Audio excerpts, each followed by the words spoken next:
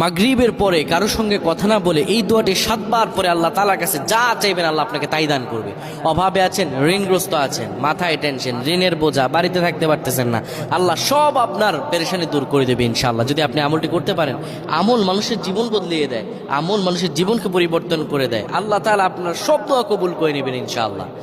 মাগরিব নামাজের পরে কিবলামুখী হয়ে থাকবেন, কারো সঙ্গে কথা বলবেন না, কারো সঙ্গে কথা না বলে কিবলামুখী হয়ে আপনি পড়বেন আল্লাহুম্মা আজরিনা মিনান নার, আল্লাহুম্মা আজরিনা মিনান নার, আল্লাহুম্মা আজরিনা মিনান নার।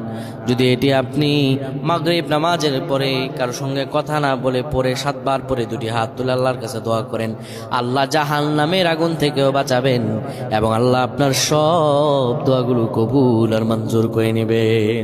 আল্লাহুম্মা আমিন।